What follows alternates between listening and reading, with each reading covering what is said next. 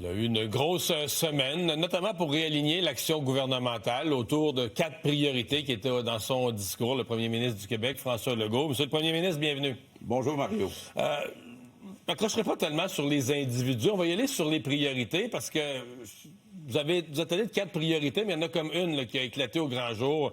On va brasser la cage, ça va brasser au Québec. On est pris dans une camisole de force.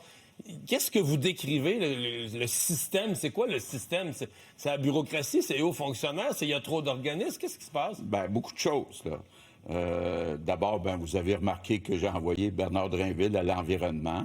Donc, sûrement, le ministère où il y a beaucoup trop de bureaucratie, c'est l'environnement. Donc, entre autres, on a 200 milliards de projets chez Hydro-Québec. La présidente d'Hydro-Québec me dit faut pas que ça prenne des années à avoir les autorisations. Donc, un peu comme le gouvernement fédéral a fait ce qu'ils ont appelé C5, on va avoir ce qu'on pourrait appeler un Q5, d'être sûr que, sans réduire les critères, d'être capable de réduire les délais, le temps.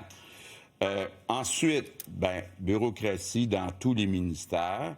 Il y a des milliers d'emplois dans la bureaucratie, donc dans l'administration, qu'on doit enlever. Dans les dernières années, c'est vrai, on a ajouté beaucoup de services, beaucoup d'emplois en santé, en éducation. En même temps, c'est ajouté beaucoup trop de monde dans l'administration. Ensuite, il y a les syndicats. Moi, ce que j'ai vécu dans les dernières années avec les syndicats, c'est complètement inacceptable. Prenons juste 2 exemples. Un syndicat qui décide de ne pas donner de service à des enfants dans les écoles pendant plus qu'1 mois, on parlait de la FAE, puis ils n'ont pas eu un sou de plus que la CSQ, puis est-ce qu'il y avait vraiment l'appui de leurs membres? Un syndicat qui décide de contester la loi 21 sur les signes religieux avec l'argent des cotisations syndicales, on ne peut plus faire ça aujourd'hui, là. Qu'il y ait de l'argent pour négocier, c'est une chose. Qu'il y ait de l'argent pour contester une loi où probablement la grande majorité de leurs membres sont d'accord. Donc là, vous êtes prêt à ouvrir les lois qui encadrent le syndicalisme, le financement des syndicats? Absolument, absolument. Puis l'utilisation des cotisations, ils vont dire nos membres sont libres, ils viennent aux assemblées, c'est les membres qui votent. Oui, mais justement, est-ce que avant de faire une grève, est-ce qu'on ne devrait pas s'assurer qu'il y a une vraie majorité qui appuie la grève, être sûr que ça se passe pas à 3 heures du matin avec 10 % des membres qui sont encore présents? Donc, il y a des choses, effectivement, qu'il faut changer, il faut moderniser. Ça, c'est la guerre avec les syndicats. C'est la guerre. Jouer dans les règles qui leur ont permis d'être si forts, c'est une déclaration de guerre. Écoutez, d'abord, on a la meilleure personne pour faire ça. Jean Boulet, c'est probablement le gars au Québec qui connaît le mieux le Code du travail puis les différentes règles qui existent. Il a commencé déjà à mettre en place une loi, la loi 89, qui s'applique juste dans 6 mois, malheureusement. J'aurais aimé ça l'utiliser cet été à Québec quand on a privé les jeunes d'autobus pendant le festival d'été. Là. Donc, quand il y a une grève qui affecte beaucoup les citoyens, est-ce qu'on peut aller forcer l'arbitrage puis régler la grève? Moi, ce que vous dites, moi, j'aime ça entendre ça. Oui. Mais on nous dit qu'on vit dans un pays, qu'on n'a même pas le droit de dire ça, on vit dans un pays où la Cour suprême a sacralisé le droit de grève comme un droit inaliénable. Vous n'avez même plus le droit, comme premier ministre, de faire voter par le Parlement une loi spéciale, là. Oui. Écoutez, à travers ces lois-là, puis bon, il y a une clause non-obstant qu'on connaît. Donc, il y a des moyens, puis encore là, je reviens à Jean Boulet. J'en ai même discuté avec le caucus de la CAQ au mois d'août. On sait que ça va brasser, mais les députés de la CAQ sont prêts à aller de l'avant et de prendre les mesures qui sont nécessaires pour enfin avoir une marge de manœuvre, être efficace, être capable, quand il y a une grève, que ça soit au moins appuyé par la majorité des membres, puis que les cotisations ne servent pas à contester une loi sur les signes religieux. Il faut que je vous amène sur un sujet qui est délicat, mais les gens nous l'écrivent tous. Oui. Bon, là, le premier ministre, cette semaine, nous dit, là, on va s'attaquer à la bureaucratie, on va peut-être réduire les dépenses, puis bon, là, vous venez de parler de syndicalisme. Comment ça se fait qu'il pense à ça après 7 ans? Comment ça se fait qu'il est rendu dans la 4e année de son 2e mandat? Il y a 3 ans de fait d'un 2e mandat. Puis là, il remet ça comme priorité. Qu'est-ce qu'il a fait depuis 7 ans? Bon, d'abord, c'est important de se rappeler que ça a toujours été dans nos priorités. Bon, là, j'ai réduit ça à 4 priorités, 4 champs d'action. Mais comme vous le savez, on a beaucoup investi en santé, on a beaucoup investi en éducation, on a travaillé très fort à renégocier avec les infirmières des nouvelles conventions collectives pour plus de flexibilité. Ouais, on est ça actuellement... a coûté cher, là. Oui. Ça a mis le Québec en déficit. Est-ce qu'on a des meilleurs services? Est-ce que ça vaut ce que ça vous a coûté? D'abord, juste pour finir ce que je commençais à dire, il nous reste un gros morceau, peut-être le plus gros, réglé avec les 2 syndicats de médecins. Je sais qu'on en parle encore aujourd'hui, mais c'est pas normal que les médecins qui sont payés à 100 % par le gouvernement acceptent pas qu'une partie de leur rémunération soit fonction de leur performance. Dans le cas des médecins de famille, que ça soit fonction du nombre de patients qu'ils prennent en charge. Quand on regarde le nombre de médecins de famille qu'on a au Québec, on se compare avec d'autres provinces, on n'a pas autant de personnes qui sont prises en charge dans des GMF. Donc, il y a eu des choses qu'on a faites. Bon, pour ce qui est du déficit, 2 raisons essentiellement. C'est le choix qu'on a fait. On a choisi de baisser les impôts. PQ disait « Not on my dead body », rappelez-vous, PSPP. Nous, on pense que c'est important de remettre de l'argent dans le portefeuille des Québécois. Allez-vous en remettre d'autres? Puis on veut en remettre d'autres. OK. On veut en remettre d'autres. Malgré le déficit. Il y a un plan pour réduire le déficit. Bon, maintenant, peut-être vous parler un peu de l'environnement parce qu'il y a un lien direct à faire. Actuellement, le Québec est le seul endroit en Amérique du Nord où indirectement on collecte l'équivalent d'une taxe carbone via la bourse du carbone. Avec la Californie, non? Avec la Californie. Mais au Canada, on est seul. Mark Carney a enlevé la taxe carbone. Donc, est-ce qu'on peut prendre une partie de cet argent-là, on parle de plus d'1 milliard, pour le remettre dans le portefeuille des Québécois? C'est quelque chose que Bernard Drainville va regarder à l'environnement. Est-ce que toutes les règles qu'on s'est données pour les objectifs de transition vers des véhicules électriques, est-ce qu'on doit revoir ça? Je regarde le reste du Canada, là, puis même si c'est un gouvernement libéral de Mark Carney, on est en train d'enlever toutes ces règles-là. Le Québec ne peut pas être tout seul à se mettre des règles et à ramer dans une direction opposée. On a plusieurs tiroirs ouverts. Oui. Les docteurs, les médecins, vous en avez parlé. J'ai reçu tout à l'heure le docteur Oliva. J'ai dit, avez-vous une question pour le premier ministre? Oui. Il me dit, les indicateurs les mesures de performance liées à la rémunération, on serait parlable. Bon. On avance, hein? On avance. Mais par contre, on a dit là, il faut que le gouvernement s'engage à nous avoir les salles d'opération ouvertes, les outils. Est-ce que vous êtes prêts, à vous engager à dire on s'engage, nous, comme gouvernement, à vous donner tous les moyens en échange que vous vous engagez à la performance? Absolument. Ah oui? Absolument. Donc, rouvrir des salles d'opération? C'est pour ça que je ne comprends pas, là. Puis surtout, vous connaissez aussi bien que moi Lucien Bouchard, qui est leur négociateur, que monsieur... Surtout celui qui vous a recruté en politique. Oui, mais que le docteur Oliva menace la semaine prochaine de faire mal à des étudiants qui sont en stage dans les hôpitaux pour faire avancer la négo. Je ne peux pas croire que Lucien Bouchard supporte ça, mais qu'il vienne s'asseoir à la table avec Christian Dubé. Christian est disponible. La nouvelle présidente du Conseil du Trésor est disponible. Qu'on trouve une solution. Je pense que c'est juste normal que, comme tout le monde au Québec, qu'une partie de notre rémunération dépende de notre performance. Je reviens à la question qui a parti de toute cette discussion-là. Les gens sont quand même sceptiques. Ils disent, comment vous pouvez les convaincre? Il a été là pendant 7 ans, là, il l'a pas fait de faire l'abus. Il y a plus de fonctionnaires qu'il y en avait. Qu'est-ce qui va arriver dans l'année qui vient? Qu'est-ce qu'il a allumé, M. Legault, que là, il va sortir la chainsaw comme Elon Musk puis il va faire le ménage dans le gouvernement? Je ne ferai pas du Elon Musk pour commencer, mais sauf qu'il y a des mais il y a des milliers d'emplois dans la bureaucratie qui doivent être éliminés. Qu'est-ce qu'on a fait? Des milliers d'emplois éliminés. On va faire des annonces, puis il va y avoir des résultats dans les prochains mois. N'oubliez pas, là, quand on me confie le 2e mandat, Premier mandat, il y a eu une petite pandémie. Deuxième mandat, c'est 4 ans. Et moi, ce que je dis aux Québécois, c'est surveillez-nous dans les prochains mois. Il va y avoir des résultats. Puis je pense qu'on est rendu là. On a investi parce qu'il y avait un rattrapage à faire du côté de la santé puis de l'éducation. Mais là, il y a du travail à faire du côté de la bureaucratie puis des syndicats. Êtes-vous prêt? C'est une guerre. Là.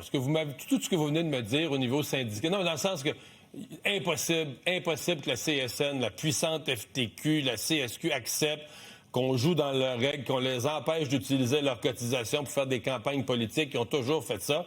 Mettons qu'ils vous disent, là, nous, on part grève générale, front commun de tous les syndicats, on paralyse le Québec. Êtes-vous prêt à faire face à la musique? Les casseroles dans les rues, là? J'ai discuté de ça avec mes 84 députés au mois d'août et on me dit, on est prêt. Aller au front. C'est certain que ça va brasser, mais on est prêt à y aller. Mais oublions pas, là, puis le message que j'ai pour les grands syndicats, CSN, FTQ, CSQ, c'est de dire, pensons aux Québécois, pensons aux patients, pensons aux élèves. Puis, beaucoup des problèmes ne viennent pas de ces grands syndicats-là. Je reviens avec la FAE. La FAE a fait des semaines de grève, privé des enfants de services dans nos écoles, ont utilisé leurs cotisations pour contester une loi, la loi 21 sur les signes religieux. Il serait temps aussi que les grands syndicats s'assurent qu'ils dénoncent ce qui s'est passé à FAE. Ils contestent, donc vous parlez de la loi 21 sur les signes religieux, vous m'amenez là-dessus. Qu'est-ce qui va arriver si la Cour suprême dit non? Bien, il y a d'abord des moyens. Il y a une charte, effectivement, où on peut s'exclure avec la clause d'un obstant. Et on a Simon Jolin Barrette, Jean-François Roberge, qui travaillent même pour élargir cette loi-là. Qu'est-ce qu'on fait avec les prières de rue? Qu'est-ce qu'on fait avec les services Qu'est-ce qu'on fait avec les prières de rue? Qu'est-ce qu'on fait avec les services de garde? Mais je vous la pose la question, qu'est-ce qu'on fait avec les prières de rue? On est en train de regarder, je sais que les Québécois aiment pas ça. Bon, puis le premier problème, c'est que depuis 2 ans, on a ajouté 200 000 immigrants temporaires à Montréal. Puis là, on demande au fédéral, on doit revenir au niveau qu'on avait il y a 2 ans, c'est-à-dire enlever ces 200 000 personnes-là. Le Québec est accueillant. Les retourner chez eux ou les distribuer dans les autres provinces? C'est au fédéral. D'abord, prenez les demandeurs d'asile. On a 200 000 demandeurs d'asile. On a la moitié des demandeurs d'asile du Canada qui viennent au Québec alors qu'on représente 22 de la population. Pourquoi? Parce qu'on est la province la plus généreuse. Donc, est-ce qu'on doit revoir le panier de services? L'aide sociale qu'on offre à ces gens-là, c'est pas une question de ne pas être accueillant. Encore là, vous pouvez pas, vous avez voulu leur couper les garderies à ceux qui travaillent pas, puis la tribunal vous a dit, vous n'avez pas le droit de faire ça? Bien, on est en train de regarder ce qu'on a le droit de faire. C'est peut-être ça, votre camisole de force? Non, bien, c'est ça. Puis l'aide sociale, ce qu'on me dit, c'est que c'est possible de le faire après un certain nombre de mois. Mais encore une fois, le Québec est généreux, est accueillant, mais là, on a dépassé notre capacité d'accueil, notre capacité d'intégration. Ça a eu des impacts catastrophiques sur le logement, sur nos hôpitaux, sur les places, le nombre d'enseignants qu'on a besoin dans les écoles, puis sur la langue et sur nos valeurs comme la laïcité. Votre programme économique que vous m'avez détaillé, là, syndicats, réduction de la taille de l'État, remettre de l'argent dans les poches des contribuables. Est-ce qu'Éric Duhaime va être un allié pour vous dans les prochains mois? Écoutez, moi, je ne regarde pas les autres partis. Je regarde ce qu'on est en train de faire. Mais là, si vous parlez du programme économique, je vais déposer au cours des prochains mois une nouvelle vision économique parce qu'il faut quand même s'adapter, là. Trump vient nous priver d'une partie du marché américain. Il faut développer des nouveaux marchés, des nouveaux produits. On veut, autour d'Hydro-Québec, qu'il y a 200 milliards de projets, accélérer les projets. Du côté de la défense... Donc, vous allez déposer une nouvelle politique économique. Complètement, complète. On a besoin, du côté de la défense, On a la chance d'avoir des compagnies comme Davy qui peuvent faire des navires, des compagnies comme Bombardier qui peuvent faire des aéronefs, des drones. On a des minéraux critiques qui sont absolument nécessaires pour la défense. Donc, on va développer une nouvelle. On est en train, là, à peu près prête. On va la déposer au cours des prochaines semaines. Mais c'est important de remplacer les emplois qu'on a perdus puis qu'on risque de continuer de perdre à cause de M. Trump par d'autres emplois de qualité dans chaque région du Québec. Donc, je pense, moi, j'ai très hâte de déposer notre nouvelle vision économique. On va s'arrêter pour la pause. Au retour, on va parler de votre avenir, là. OK. On n'a pas le choix, il faut. Allez-y. Restez là.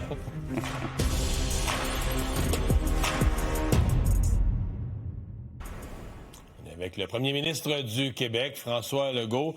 M. Legault, il faut que je parle de l'avenir des médias. C'est sûr que dans une salle comme ici, où il y a eu des centaines de pertes d'emplois, il y a de l'inquiétude. Dans tous les médias, il y a de l'inquiétude. Il y a un rapport là, qui a été présenté par votre ministre de la Culture il y a quelques semaines qui a quand même suscité de l'intérêt. Est-ce que le gouvernement va bouger? Parce que le même matin, dans différents médias, le ministre des Finances disait on fera rien, puis le ministre de la Culture disait on va faire quelque chose, là. Le premier ministre, il dit quoi, lui? D'abord, j'ai gardé le même ministre de la Culture. Donc, Okay. C'est lui qui a demandé le rapport. Puis, il y a des solutions à proposer qu'on est en train de regarder. Mais on est très conscient, effectivement, du défi dans les médias. C'est pas juste au Québec, mais il faut être capable d'assurer l'avenir des médias pour informer la population. Donc, Et pour notre culture, oui. Bien, et pour notre culture, puis pour l'information. Avez-vous peur que... Parce que là, on écoute les gens. Cette semaine, vous avez rappelé un peu votre bilan, puis l'économie, on rattrape l'Ontario. Si on parle au peuple, là, votre bilan, c'est 2 affaires. C'est SACLIC puis Nordvolt. Ça vous inquiète? Bien, écoutez, effectivement, je trouve ça un peu inquiétant parce que je regarde, depuis 7 ans, on a investi dans 27 000 entreprises. On a investi au total 27 milliards. Ça a rapporté des investissements privés de 100 milliards. Il n'y en a aucune. Vous avez fait un gros show comme Nordvolt pour appeler ça. Il y a Davy, il y a Rio Tinto, il y a CA Électronique. Il y en a eu Bécancour, le parc industriel David. Il est plein. Il y a des milliers de travailleurs actuellement. Puis ce qui est surtout important, puis là, j'ai du travail à faire pour l'expliquer, c'est la moyenne au bâton. Depuis 7 ans, le Québec a battu la croissance économique par habitant de l'Ontario et du reste du Canada. On a battu la croissance du salaire moyen, puis on a battu la croissance du revenu disponible, donc après impôt et après inflation. Donc, on doit avoir fait quelque chose de correct, mais sur les 27 000 entreprises dans lesquelles on a investi, on parle de 2-3 tout le temps les mêmes. Il faut regarder la moyenne au bâton. Là. Il y a peut-être eu quelques échecs, mais il y a eu des milliers de succès. Si les chiffres de sondage ne remontent pas, là, vous avez fait un remaniement, des gestes, des priorités. Ce qui va se dire dans votre caucus, c'est, bien là, si le problème, c'était pas les ministres, c'est le problème, c'est le chef. Là. Est-ce que vous vous êtes donné un temps limite de dire, si ça ne remonte pas, je donne la place à un autre? Non, pas du tout. Je vais être là en octobre 2026. Même si les sondages sont encore à 10 au fait, là. Écoutez, je regarde les 3 principaux partis qui vont être sur la ligne de départ pour la prochaine élection. Pablo Rodriguez et les libéraux, PSPP qui veut faire un référendum. Puis on a la CAQ qui jumelle une équipe économique forte, puis des nationalistes qui veulent faire bouger les choses, défendre notre langue et nos valeurs. Moi, je suis convaincu que les gens vont élire un 3e gouvernement de la CAQ en octobre 2026. Il ne faut pas paniquer. Il faut juste continuer à travailler, puis à faire ce qu'on a à faire. Puis les résultats, c'est sur 4 ans. On va le voir dans les prochains mois. Il va y avoir des résultats, des actions très concrètes. Qu'on va surveiller et rapporter à nos téléspectateurs. Monsieur le Premier ministre, merci d'être passé sur le plateau aujourd'hui. Merci, Mario.